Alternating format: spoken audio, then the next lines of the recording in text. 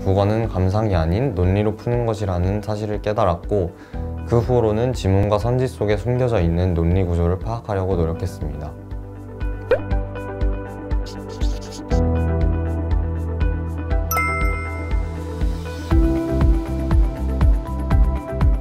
안녕하세요. 러셀 평촌에서 고3 6월부터 공부하여 서울대학교 공예과 정시 일반 전형으로 합격한 김윤수입니다.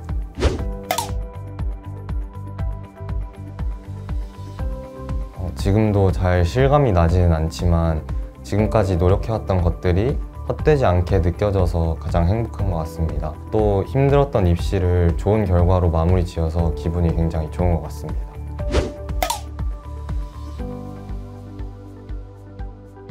저는 미술대학 입시를 준비했기 때문에 수학의 성적 반영 비율이 그렇게 크지 않았습니다. 수학 수업을 필수로 들어야 하는 종합학원과 다르게 저에게 중요한 과목들에 조금 더 집중할 수 있을 것 같아서 러셀 학원을 선택하게 되었습니다.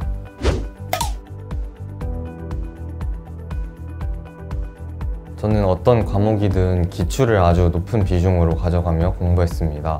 6평 전까지는 거의 기출 문제만 반복하며 저만의 선지 판단력을 기르는 데 집중했습니다. 6평 이후로는 기출 모의고사와 사설 모의고사를 병행하며 고난도 문제들의 문제풀이 방법을 익히는 연습을 했습니다. 9월부터 수능 전까지는 최근 5개년 기출 지문과 선지들을 분석하는 과정을 거치고 해결하는 데 어려움이 있었던 문제들을 복습하며 차분한 마음을 가지기 위해 노력했습니다.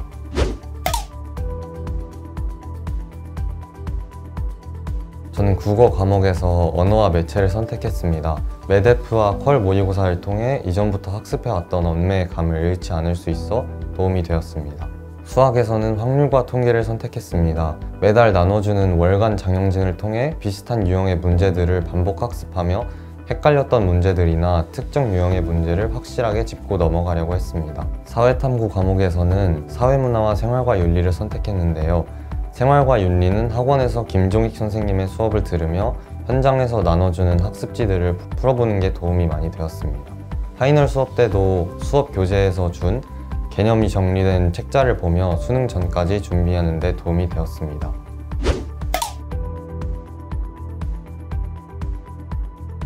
교육청과 평가원 모의고사는 수능과 가장 유사한 시험이라고 생각합니다. 그래서 수능에서도 분명히 유사한 방식의 선지 구성과 논리 구조가 출제될 것이라고 생각하고 선지를 하나하나 분석해보는 방식으로 3번 정도 반복 학습했습니다. 사설 모의고사는 저의 멘탈 관리를 위한 도구로 사용했습니다. 사설 모의고사에서는 평가원보다 복잡하고 긴 지문이나 생소한 표현들이 나오기 때문에 당황하기가 쉽습니다. 그래서 사설 모의고사를 풀면서 당황했을 때 빠르게 정신을 차리고 문제를 풀어낼 수 있도록 연습했습니다.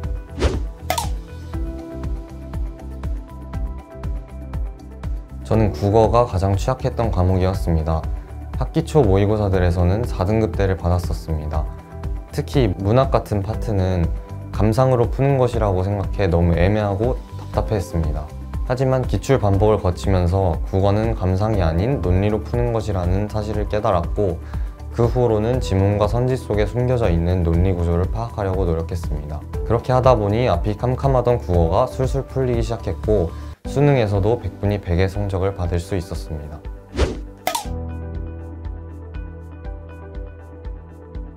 러셀 단과 수업은 일단 수업 시간과 횟수가 좋았습니다. 일주일에 하루 수업이면서도 집중력이 이어질 수 있는 적당한 수업 시간과 숙제 양이 마음에 들었습니다. 또한 메가스터디 인강에서 보던 1타 선생님들의 강의를 오프라인으로 들을 수 있다는 것도 굉장한 이점이었습니다. 특히 국어 과목의 박석준 선생님께서는 매주 저희에게 도움이 될 만한 프린트들을 나누어 주셨고 네이버 카페를 활용하시는 등 매우 열정적으로 지도해 주셔서 정말 감사했습니다.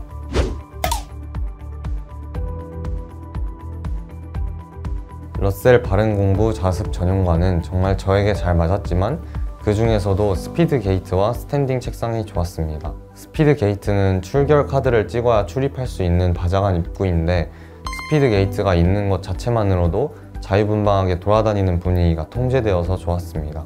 스탠딩 책상은 조금 졸릴 때마다 서서 공부하며 잠을 깰 수 있어서 좋았고 앉아있다가도 한 번씩 자세를 바꿔줄 수 있어서 도움이 되었습니다.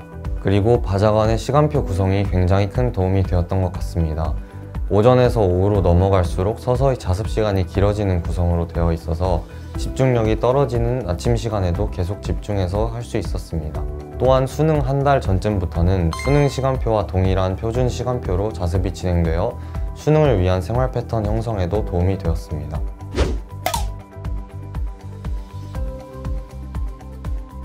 단과 수업과 자습이 한 건물에서 가능해서 좋았습니다.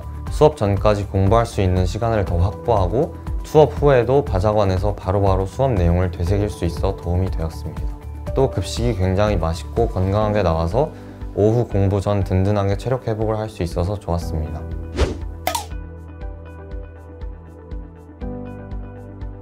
담임 선생님께서 공부를 해 나가야 할 방향을 잡아주시고 마음을 편안하게 해주셔서 좋았습니다. 주기적으로 플래너 점검을 해주시면서 공부 진행 상황에 대한 체크와 공부 비중 관리에 대한 조언을 해주셨습니다. 또한 플래너와 별개로 주기적으로 상담을 하면서 과도한 긴장을 풀어주는 말들과 덕담을 해주셔서 마음을 차분하게 가질 수 있었습니다.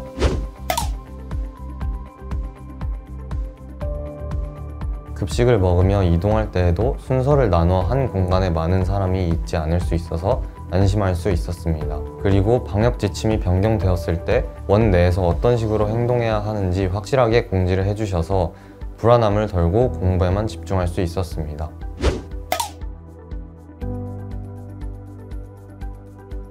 (9월) 모의고사 이후가 가장 힘들었던 것 같습니다. 9월 모의고사에서 성적이 굉장히 잘 나왔는데 구모를 잘 보고 수능에서 망했다는 사람들의 얘기를 주기적으로 들어서 오히려 불안해지기 시작했습니다. 구모 전까지만 해도 성적이 잘 나오던 편이 아니었기 때문에 절대로 방심하면 안 된다는 걸 알면서도 막상 구모 이후에 성적이 잘 나오지 않자 조급해지고 불안한 마음이 커져서 스트레스를 많이 받았습니다. 하지만 기출 문제들과 모의고사를 풀면서 이게 원래 내 실력이다, 그러니까 더 열심히 해서 구모 때의 성적을 진짜 내 실력으로 만들자 라는 생각을 했고 오히려 그것이 동기부여가 되어 차분하게 공부를 이어나갈 수 있었습니다.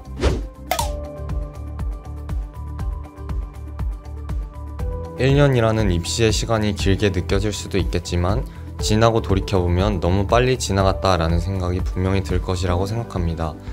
괴롭고 고통스러운 시간이라고만 생각하기보다는 자신의 미래를 위해 거쳐야 할 과정이라고 생각하고 최선을 다한다면 꼭 좋은 결과로 보답받을 수 있을 것이라고 생각합니다. 화이팅!